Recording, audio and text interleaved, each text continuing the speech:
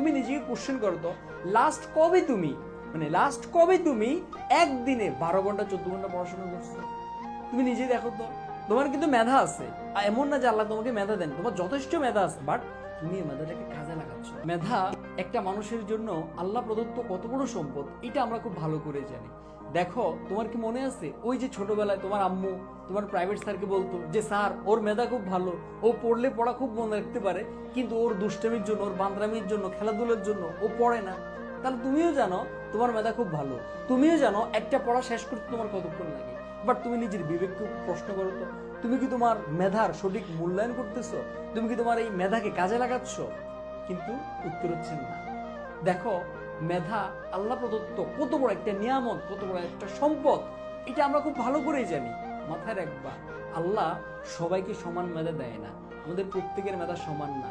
আমার একটা school friend ছিল, মানে স্কুলের বন্ধু, আমরা দুইজন একসাথে মোটামুটি পড়াশোনা করতাম, বাট ও সারাদিন সকাল দুপুর সন্ধ্যা রাত সারাদিন পড়াশোনা করতো, তবুও ওকে কোশ্চেন করলে পারতো না ঠিকভাবে, মনে রাখতে পারতো না, এরকম করতো, বাট ও অনেক করতো। আমরা তো বুঝতাম যে ওর হয়তো একটু মেধা শক্তি কম, ও পড়া মনে রাখতে পারে কম, বাট ওর থেকে আমরা আরো অল্প পড়ে মনে রাখতে পারি। তো তুমি নিজেকে প্রশ্ন করো তো, তোমার মেধা শক্তি কি এতই দুর্বল যে তুমি একটা পড়া পড়লে মনে রাখতে পারো না? তুমি নিজেকে প্রশ্ন করো যে তোমার মেধা শক্তি কি এতই দুর্বল যে তুমি একটা পড়া পড়লে মনে রাখতে পারো না? তুমিও খুব ভালো করে জানো যে তুমি যদি ঠিক মাগরিবের পরে মনোযোগ দিয়ে যদি 1 ঘন্টা পড়াশোনা করো, তুমি যা পড়বা তাই টু জেড মনে রাখতে পারবা, জাস্ট রিভিশন দিতে হবে।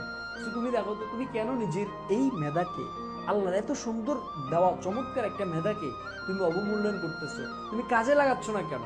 একটা সময় পর এগুলো যেন আফসোস করবা। দেখো, তুমি নিজেই খেয়াল করো তো, তোমরা হয়তো এখন এইচএসসি পরীক্ষা দিচ্ছ, আর কিছুদিন পরে দিবা, বা অ্যাডমিশন দিচ্ছ, তারপর সময়টা খুব সীমিত, খুবই সীমিত।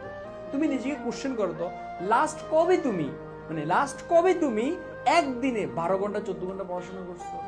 তুমি নিজেই দেখো তো।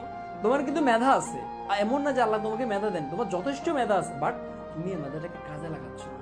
এইচএসসির এই সময়টা খুবই সংক্ষিপ্ত, অ্যাডমিশনের এই সময়টা খুবই সংক্ষিপ্ত, এই সময় পরিশ্রম করতে হবে, বাট পরিশ্রমের পাশাপাশি আল্লাহ তোমাকে মেধা দিছে, বাট তুমি তোমার এই মেধাকে কাজে লাগাচ্ছ না।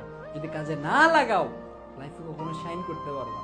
তুমি তোমার যে লক্ষ্য নিয়ে আগাচ্ছ, যে গন্তব্যে আগাচ্ছ, এইচএসসিতে ভালো করবা, অ্যাডমিশনে ভালো করবা, একটা টপ ভার্সিটিতে চান্স পাবা, এগুলো স্বপ্নে থেকে যাবে যদি তুমি তোমার নিজের এই মেধাকে প্রপার ওয়েতে কাজে না লাগাও। সো আমি একটা রিকোয়েস্ট করবো, যার মেধা নেই সে বুঝে।